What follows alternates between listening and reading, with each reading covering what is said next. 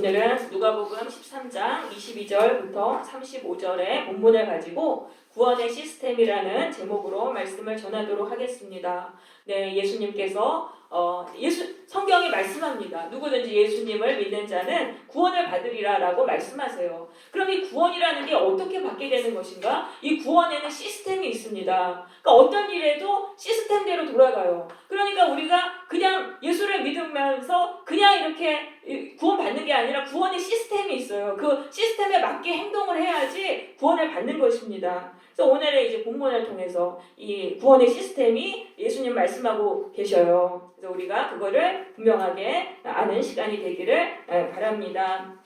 자, 13장 22절에 보시면은 예수님께서 각 성 마을로 다니시면서 가르치시면서 예루살렘으로 여행하셨다고 되어 있는데요. 자, 예수님께서 예루살렘으로 지금 올라가시는 거예요. 예루살렘은 거짓된 종교의 지배를 받고 있어요. 유대교라는 그 형식에 치우친 그런 위선과 형식에 치우친 거짓 종교의 지배를 받고 있는 이 예루살렘, 그 예루살렘 사람들에게 진리를 알려주시고 하나님을 바르게 섬기는 것이 어떤 것인지를 말씀하셔서 그들을 멸망해서 돌이키시기 위해서 예수님은 예루살렘을 향해서 지금 가시는 것입니다. 그래서 이 갈릴리에서 예루살렘으로 가시면서 그 가는 길에 있는 그 각 마을로 다니시면서 이제 말씀을 가르치셨던 것입니다. 그런데 어떤 사람이 예수님께 여쭤봤어요.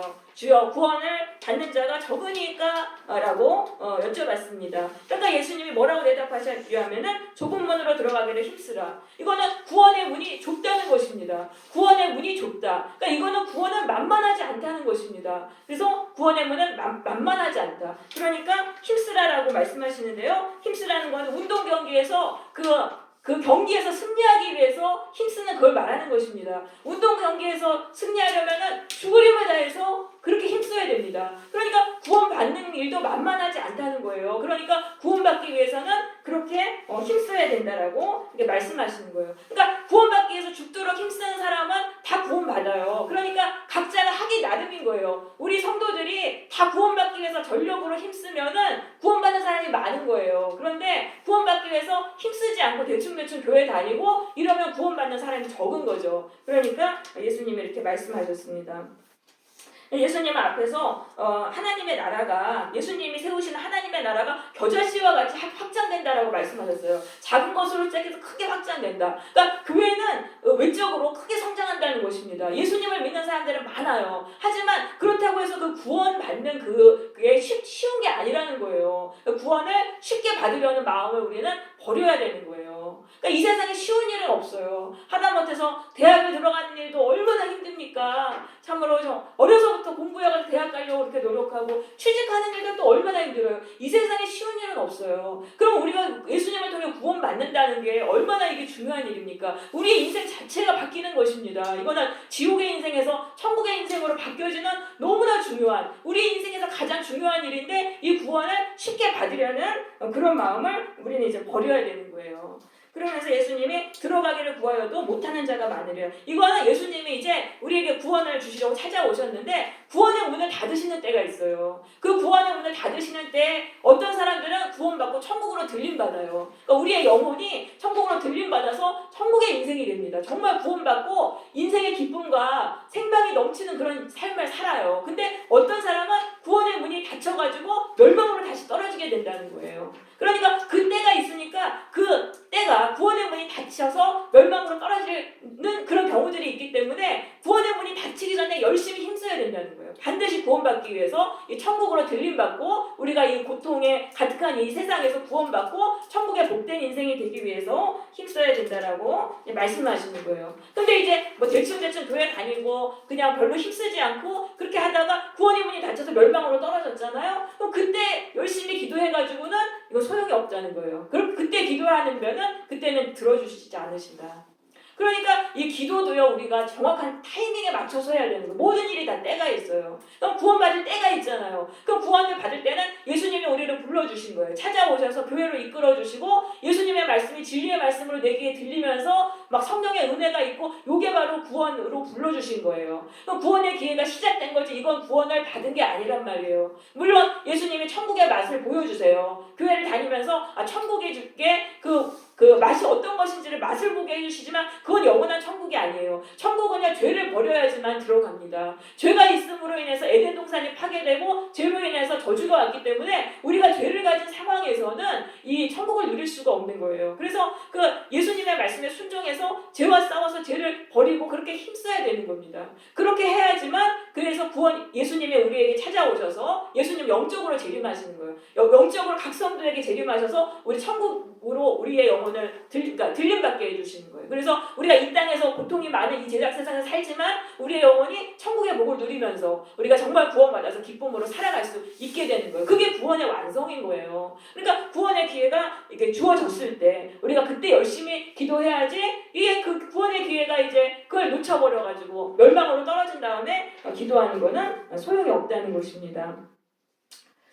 네, 그래서 우리가 기도도 맞는 타이밍에 우리가 해야 돼요. 구원의 기회가 나에게 주어졌을 때 열심히 기도해서 우리가 어떻게든 천국으로 들림받고 구원을 받아야 되는 것입니다. 그러면 어떤 사람들이 왜 이제 그 구원의 문으로 들어가지 못하냐 하면은요, 26절에 보시면은 우리가 주 앞에서 먹고 마셨고 길거리에서 가르쳤나이다. 주님의 우리를 길거리에서 가르치셨나이다. 라고 말합니다. 그러니까 이 사람들은 예수님과 늘 교제한 사람들이에요. 날마다 교회에 다닌 사람이에요. 교회에 다녔는데, 교회를 열심히 다녔는데 27절에 나는 너희가 어디에서 왔는지 알지 못하노라. 행악하는 모든 자들아 나를 떠나거라. 그러니까 이 사람들은 악을 행한 거예요. 교회만 열심히 다니면서 악을 버리지 못한 거예요. 이 악한 죄악을 버려야 되는데 그걸 버리지 못하고 종교행위만 열심히 한 사람들. 이런 사람들은 예수님이 이제 오셔가지고 천국의 복을 주시려고 오셨는데 이 사람들은 죄를 버리지 못했기 때문에 구원의 문이 이 사람들한테 닫히고 멸망으로 떨어지게 된다는 것입니다.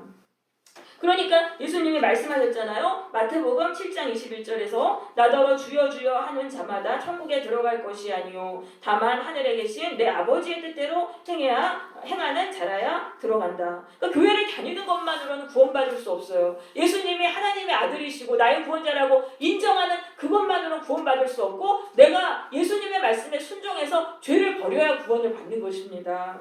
그래서 이게 그러니까 죄를 버려야 되는데 죄를 버리려면 나를 고쳐야 되는데 이게 엄청 어려운 거예요. 우리가 평생 살면서 수십 년 동안 이 죄가 내 삶에 굳어진 거예요. 내 사고방식과 내 습관을 통해서 굳어진 이 죄를 바꾼다는 건 굉장히 어려운 것입니다. 그것은 정말 눈물의 회개가 있어야 되고 말씀을 따라서 기도하면서 몸부림치면서 정말 죽도록 노력해야지 나를 바꿀 수가 있어요. 근데 그런 사람이 구원을 받는 거예요. 그런 사람은 삶이 변화돼요. 회개의 열매가 있어요. 삶이 변화되는 회개의 열매가 있기 때문에 그런 사람은 알곡이 되는 거예요. 알곡은 예수님이 오셔서 천국으로 넣어주시고 천국의 복을 누리면서 구원받은 인생을 살아가게 됩니다.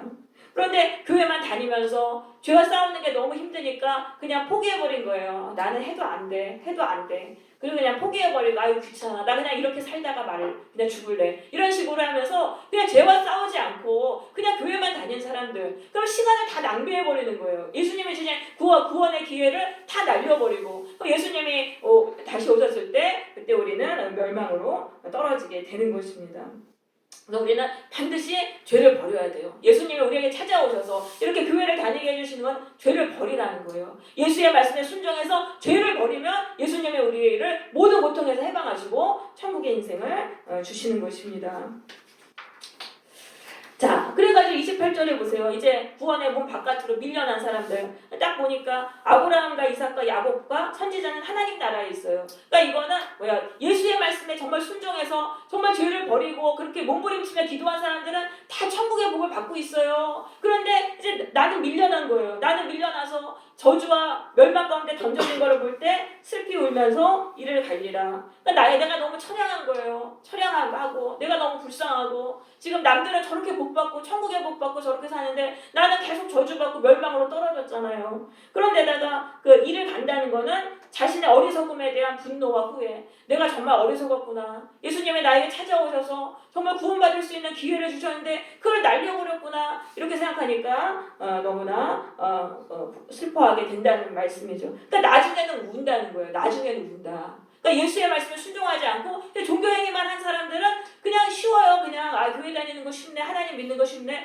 다니다 나중에는 울게 된다는 거예요. 그러니까 그러지 말고 처음에는 울고 나중에 웃어야 되는 거예요. 처음에 우리가 교회 왔을 때 예수님의 말씀에 비춰서 내 죄 때문에 울고 참으로 정말 예수님의 말씀대로 살기 위해서 울고 처음에 울어야 돼요. 그렇게 울면은 예수님이 우리를 구원해 주셔서 나중에는 웃게 되는 것입니다. 그래서 시편 126편 6절에 이렇게 말씀하세요. 울며 씨를 뿌리는 자는 기쁨으로 단을 거두리로다. 그러니까 지금 울어야 된다는 거예요. 지금 나의 죄 때문에 울고 나의 악함 때문에 울고 참으로 이 죄악한 세상 때문에 울고 그렇게 우는 사람은요. 나중에 예수님이 찾아오셔서 구원의 단을 거두게 하세요. 구원의 열매를 거둬서 기쁘게 해주시는 것입니다. 29절에 보시면 사람들이 동서남북으로부터 와서 하나님 나라 잔치에 참여하리니. 자, 예수님이 구원의 문을 닫으셨는데 그때 구원은 받고 천국으로 들림받은 사람들이 있어요. 천국의 그 기쁨의 인생을 살아가는 그런 잔치의 인생으로 살아가는 사람들이 있다는 거예요. 이 사람들은 동서남북으로부터 왔다. 다양한 사람들이 왔다는 겁니다. 이거는 뭐예요? 신분을 초월하고 나이를 초월하고 장소를 초월한 많은 사람들이 이 사람들이 천국을 누린다는 거예요. 조건은 하나예요. 예수의 말씀에 순종해서 죄를 버리고 회개의 열매를 맺은 사람들. 그 사람들 죽도록 순종해서 죄를 버리고 회개의 열매를 맺은 사람은 누구나 다 천국의 복을 누린다는 것입니다. 어린아이도요. 내 죄를 회개하는 사람은요. 구원받아요. 천국의 복을 누려요. 어른도 그렇고 노인들도 그렇고 어른들도 그렇고 그 다음에 가난한 사람도 돈 없어도 순종할 수 있어요. 내가 돈 없어도 예수님의 말씀에 순종해서 나를 고치는 건 누구나 가능해요. 내가 능력이 없어도 그건 된단 말이에요. 진실한 마음과 눈물과 열심만 있으면은 이거는 다 예수님께 구원을 받을 수 있는 것입니다. 그러니까 구원 받는 게 힘든 일이지만은 한편으로는 쉬운 거예요. 죄만 버리면 되니까. 이 세상에 쉬운 일이 어디 있어요? 하다못해 취직을 하려고 해도 그렇게 힘들고 스펙 쌓아야 되고 죽으림 다 해야 되는데 우리 구원받으려면 죄만 버리면 되잖아요. 예수님의 말씀에 순종해서 죄만 버리면 되니까 어차피 세상 사는 거 다 힘들어요. 그러니까 예수님께 내가 내 죄를 버려서 내가 구원받자. 이렇게 우리는 결단을 해야 되는 것이죠. 30절엔 이렇게 말씀하십니다. 보라 나중된 자로서 먼저 될 자도 있고 먼저 된 자로서 나중될 자도 있느니라. 이건 뭐예요? 예수님이 이제 구원의 문을 닫으시면 이제 천국의 구성원들이 바뀐다는 것입니다. 그러니까 예수님이 이제 계속 오세요. 어느 때 오시는지 모르시는데 영적으로 자꾸 오셔가지고 이걸 이제 천국의 구성원들을요 이렇게 다시 이제 교통정리를 하시고 다시 얘네들을 이거를 구성원들을 변화시키시는 거예요. 그래서 정말 열심히 예수님의 말씀에 순종해서 죄와 싸운 사람들은 천국으로 넣어주시고 그 다음에 그 천국 백성이었던 사람들 중에서도 거기서도 그냥 또 세상 사랑하고 회개도 안 하고 기도도 열심히 안 하고 그런 사람들은요 다시 또 그냥 멸망으로 떨어뜨리시는 거예요. 그러니까 천국의 구성원들이 이렇게 계속 바뀌게 되는 것입니다. 그래서 저 사람은 천국 백성이 아니었는데 예수님을 통해서 천국 백성이 더 천국의 복을 누리고 천국의 복을 누렸던 사람이 또 거기서 멸망으로 떨어지는 그런 일들이 일어나는다는 그런 말씀인 것입니다. 그래서 한 번 구원은 영원한 구원이다는 말 틀린 것입니다. 이거는 사탄의 속임수예요. 예수님의 오심으로 인해서 천국의 구성원들이 계속적으로 변하는 일들이 일어납니다. 그런데 지금 이게 사탄의 속임수가 교회에 굉장히 많아요. 한 번은 구원은 영원한 구원이다. 그러니까 나는 괜찮겠지. 천국으로 해서 떨어졌는데도 멸망으로 가고 있는데도 나는 구원받아서 괜찮겠지. 이것이 바로 우리가 잘못된 것이죠. 그래서 구원의 세계는 결코 만만하지 않아요. 내가 정신을 바짝 차리고 있어야 되는 거예요. 내가 천국의 복을 누렸다 할지라도 거기서 또 밀려날 수 있는 거예요. 그러니까 우리가 이제 정신을 바짝 차리고 내가 구원받았으면 내가 지켜야 되고 우리가 이렇게 해야 되는 것입니다. 자, 31절입니다. 그래서 예수님이 이제 구원의 문이 좁다고 말씀하시는데 바리새인들이 나와서 말을 하는 거예요. 여기를 떠나소서. 헤롯이 당신을 죽이고자 하나이다. 그 헤롯은요, 예수님이 지금 지나가시고 있는 그 베레아 지역을 다스리는 그 왕입니다. 세례 요한을 죽였던 이 왕이에요. 그러니까 이제 바리새인들이 정보를 알려주는 거예요. 헤롯이 예수님을 죽이려고 한다고. 그럼 이건 예수님을 위해서 이 말을 해준 게 아니에요. 예수님을 겁주기 위해서 바리새인이 이렇게 말하는 거예요. 그러니까 헤롯도 예수님의 적이에요. 그러니까 바리새인하고 헤롯하고 손을 잡은 거예요. 예수님을 대적하기 위해서. 그러니까 우리가 예수님을 지금 사명을 향해서 앞으로 가시는데 예루살렘을 향해서 가시는데 계속해서 대적자들이 나타납니다. 그러니까 이것이 하나님의 사명을 행하는 자 앞에서 수많은 대적자들이 나타나게 돼요. 그 사람들이 연합해서 다 공격을 해요. 그러니까 이게 만만한 게 아니에요. 하나님이 주신 사명을 행하는 길이. 그래서 우리가 사명자로 살 때 수많은 대적을 만납니다. 그때 낙심하거나 실망하지 말아야 돼요. 예수님이 가시는 그 길 앞에서도 수많은 대적자들이 있었던 것이죠. 그러니까 예수님이 뭐라고 말씀하세요? 너희는 가서 저 여우에게 이르라. 여우가 헤롯이에요. 헤롯을 여우에게 비유합니다. 사람마다요 다 동물의 특성이 있어요. 여우 같은 사람이 있어요. 여우 같은 사람은 어떤 사람이냐면은 간사하고 꾀가 많아요. 자기 이익만 추구해요. 그러니까 그런 사람은 회개하라는 말 듣기를 굉장히 싫어합니다. 여우 같은 사람은. 그래서 헤롯이 세례 요한을 죽인 거예요. 그리고 예수님도 지금 쫓아내려고 하는 것이죠. 그래서 우리가 참 사람 조심해야 돼요. 여우 같은 사람, 뱀 같은 사람, 이런 사람들 우리 크리스찬들이 좀 조심 많이 피해야 되는 이제 그런 사람입니다. 예수님이 이제 헤롯에게 이르라라고 말씀하세요. 오늘과 내일은 내가 귀신을 쫓아내며 병을 고치다가 제3일에는 완전하여지리라. 그러니까 나는 내 사명을 그대로 하겠다는 것입니다. 헤롯이 위협하건 말건 나는 하나님이 주신 사명을 그대로 할 것이다. 그래서 제3일에는 완전하여진다는 것은 하나님의 때에 내 사명을 완성하리라라는 그런 말씀을 하세요. 그래서 나는 피하지 않겠다. 여러분 사명자는요 그 사명을 위해서 살기 때문에 사람을 두려워하지 않아요. 사명을 주신 하나님이 두려운 거예요. 그러니까 사람을 위협하고 공격해도 거기서 물러서지 않는 거죠.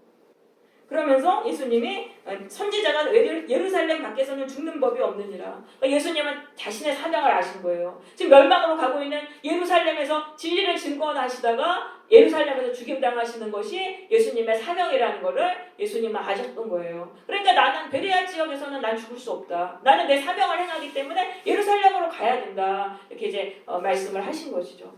여러분 우리가 사명을 위해서 사명을 붙들고 살 때 흔들리지 않습니다. 사람들이 공격하고 방해하고 대적할 때 흔들리지 않아요. 내 감정에 따라 요동하지 않아요. 우리가 하나님 주신 사명을 위해 살아야 돼요. 우리 각자에게 사명이 있습니다. 그것을 붙들고 그 사명을 위해서 달려갈 때 요동하지 않게 되는 것입니다.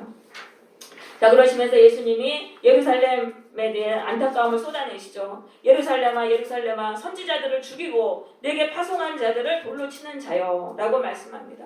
이 예루살렘은요 성전이 있어요. 하나님을 날마다 섬겼어요. 그 제사를 통해 가지고 그런 이 예루살렘. 근데 이런 예루살렘이 하나님의 보내신 선지자를 다 죽여버린 것입니다.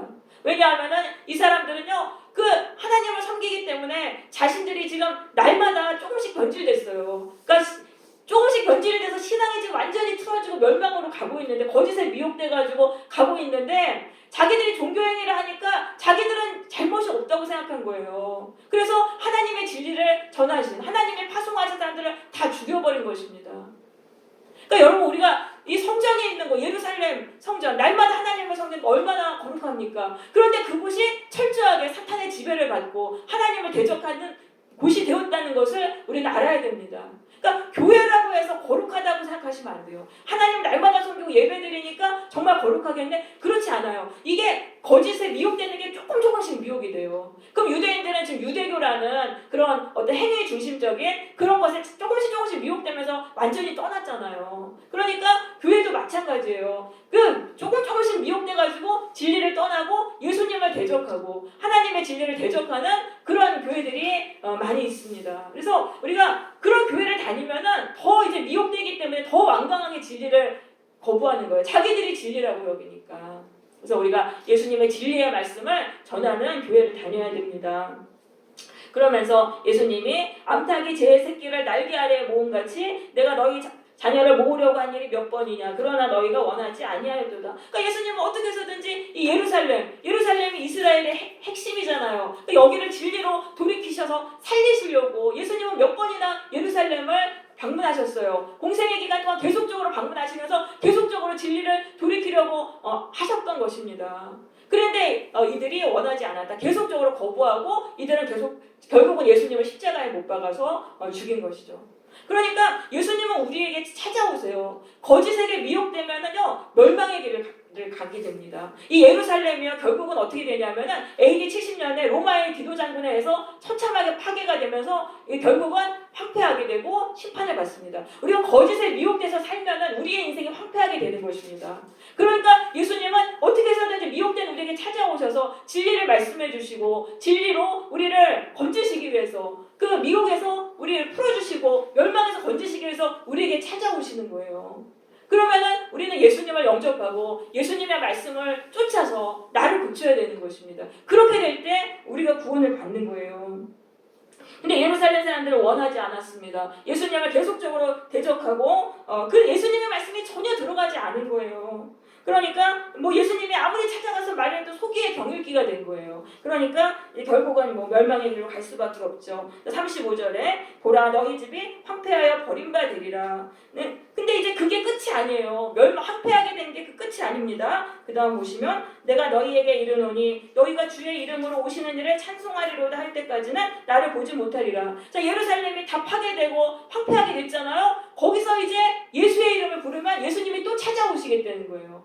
예수님을 이제 죽였잖아요. 죽였지만 예수님 부활하시고 영으로 계속 찾아오시는 거예요. 그러니까 이제 황폐하게 되고 나서 이제 깨달은 거예요. 아, 우리가 그때 예수님이 찾아와서 진리를 말씀해 주셨는데 우리가 거부했구나. 그걸 이제 죄를 깨닫고 예수님 다시 한번 우리를 와서 구원해 주십시오. 그렇게 기도하면은 예수님이 또 찾아오셔서 또 구원의 기회를 주신다는 것입니다. 그러니까 우리가 이제 구원의 시스템이 이제 어떻게 돌아가는지 말씀을 드리면은 예수님이 찾아오셔서 말씀을 깨닫게 하시고 은혜를 주시고 요게 구원이 시작된 거예요. 그럼 우리가 여기서 구원의 경주를 시작한 거예요. 우리가 여기서 예수님이 다시 오셔서 우리를 천국으로 이렇게 넣어주실 때까지 열심히 우리가 구원의 경주를 해야 되는 거예요. 그렇게 해서 열심히 죄를 버리고 회개의 열매를 맺은 사람은 예수님께 구원을 받아요. 근데 물론 그래서 천국으로 들림받고 구원을 받지만 거기서도 또 이제 나태해져가지고 또 열심히 안 하고 그럼 또 이제 떨어질 수 있겠죠. 근데 이제 그렇게 되고 근데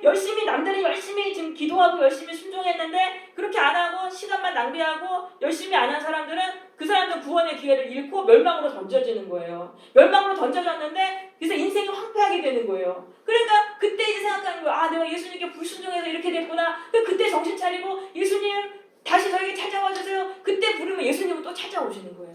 또 기회를 주시는 거예요. 그러니까 이 구원의 시스템이 이런 식으로 이제 돌아가게 된다는 것입니다. 그러니까 우리가 한 번에 되도록이면 한 번에 구원받는 게 제일 좋아요. 예수님이 찾아오시고 은혜 주실 때 이때 그냥 죽기 살기로 죄와 싸워서 이때 내가 고침받고 천국으로 들림받고 구원받는 게 제일 좋아요. 그런데 대부분은 이렇게 안 한단 말이에요. 이렇게 안 하고 죄와 싸우는 게 힘들고 나를 고쳐야 되니까 그렇게 안 한단 말이에요. 그래서 멸망으로 떨어졌다가 아유 이거 너무 힘들다. 그래서 그때 내가 잘못해서 그렇구나 하고 예수의 이름을 불러요. 그럼 예수님의 또 기회를 주시면은 또 이렇게 좀 순종하다가 좀 살만하면은 또 거기서 불순종하고 또 나태함에 빠지고 그러니까 또 다시 나를 고치지 못하고 멸망으로 또 빠지는 거죠. 그러니까 계속 그거를 왔다 갔다 하면서 죽을 때까지 구원 못 받는 사람들도 많이 있습니다. 그래서 예수님의 그런 성도들을 보면 너무 안타까운 거예요. 내가 구원의 기회를 줬고 계속 주는데 그걸 살리지 못하고 나를 고치면 되는데 거기서 살리지 못하고 또 멸망으로 떨어지고 정말 너무 안타까운 모습으로 보시는 거죠. 그러니까 우리가 그렇게 어리석다는 거예요. 그래서 근데 내가 멸망으로 떨어졌지만 그게 끝이 아닌 거예요. 그 멸망으로 떨어져서 멸망의 아픔을 경험한 사람은 그때는 진짜 순종하게 돼요. 그러니까 그 멸망 당한 게 또 구원이 될 수 있는 거예요. 예수님이 찾아오셨을 때 그때 진심으로 예수님께 순종해서 죄를 버려요. 그러니까 어떤 상황에 처해 있든지 간에 우리는 예수의 이름을 부르고 죄와 싸우면은 다시 구원받을 수 있는 것입니다. 그러니까 구원의 시스템이 이렇게 이제 돌아가게 된다는 것이죠.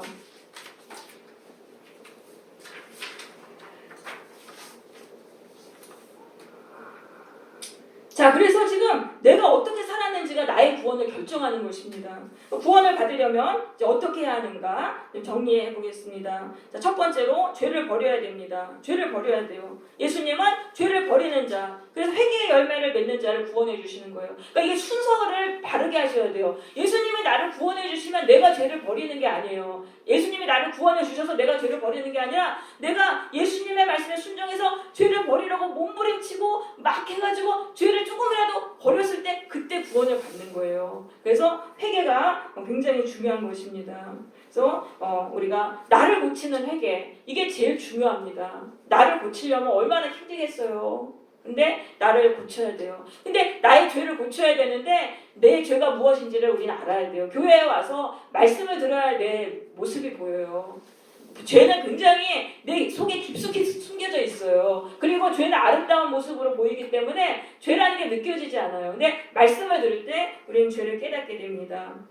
그래서 우리가 말씀을 듣고 예배를 사모해야 돼요. 성령의 역사로 죄를 깨달아요. 그 다음에는 내 죄가 뭔지 딱 알았으면 그 다음부터는 그 죄를 소리내서 고백하면서 보혈로 씻어달라고 기도해야 돼요.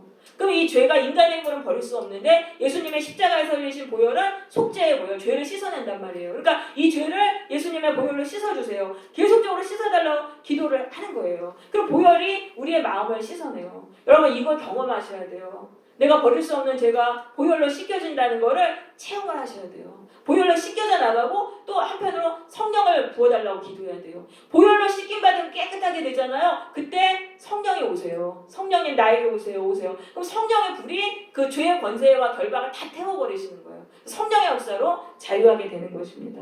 그래서 보혈과 성령밖에 없어요. 날마다 하루 진짜 최소한 10분이에요. 최소 하루에 30분이라도 내 죄를 붙잡고 보혈로 씻어달라고 기도하고 성령의 불로 태워달라고 기도해 보세요. 그러면 바뀌지 않을 사람이 없어요. 우리가 죄를 고쳐야 됩니다. 두 번째, 게으름과 나태함을 버려야 됩니다. 우리는 모두 다 구원을 받기 위해 경주를 하고 있어요. 근데 경주를 하는데 이게 게으르고 나태한 사람들, 이 사람들은요 사실 뭐 구원뿐 아니죠. 무슨 일을 해도 다 안 되게 돼 있어요. 우리는 죽기 살기로 이 구원받는 것도 결코 만만하지 않아요. 그러니까 부지런히 기도하고 부지런히 말씀 읽고 부지런히 순종해야 되는 것입니다. 나의 삶을 그냥 내팽개치고 낭비하는 게 아니에요. 예배 자리에 가서 은혜를 받고 하나님의 말씀대로 살기 위해서 부지런히 노력을 해야 되는 것입니다. 그렇게 해서 이제는 게으름과 나태함을 버려야 돼요. 게으른 사람은 남들은 다 복받고 천국의 복 누리는데 나중에 그냥 거기서 보면서 가슴 치고 울게 되는 거예요. 우리는 게으름을 버리고 나태함을 버리고 구원받기 위해서 열심히 경주해야 됩니다. 세 번째, 낙심하는 마음을 버려야 됩니다. 내가 멸망으로 떨어졌어요. 거기서도 낙심할 필요가 없어요. 내가 멸망으로 떨어졌기 때문에 나는 더 예수님께 순종할 수 있어요. 거기서 내가 예수의 이름을 부르면 예수님은 또 나에게 찾아오신다. 그러니까 그런 걸 깨닫고 우리가 과거에 많은 죄를 지었고 그래서 내 인생이 이렇게 황폐하게 되었다 할지라도 거기서 낙심하지 않고 예수의 이름을 부르면 되는 것입니다. 예수님의 이름을 부르면 다시 우리는 구원받게 되는 것입니다. 우리가 예수님의 이름을 알고 있다면 우리에게 늦은 일은 결코 없습니다. 다시 구원의 문이 열리고 다시 구원의 기회가 오게 되는 것입니다. 네, 말씀을 마치겠습니다. 모든 성도들은요 예수님께 구원의 기회를 받았습니다. 우리 모두 지금 구원의 문으로 들어가기 위한 경주를 하고 있는 것이죠. 우리 모두 예수님의 말씀에 순종하여 죄를 버리기 위해 죽도록 힘쓰므로 구원을 받게 되시기를 바랍니다. 나태함을 버리고 부지런히 회개하는 성도들이 되시기를 바랍니다. 실패와 낙심 속에서 예수님의 이름을 부름으로 예수님께 구원을 받고 기쁨과 생명이 넘치는 천국의 인생이 되시기를 바랍니다. 아멘.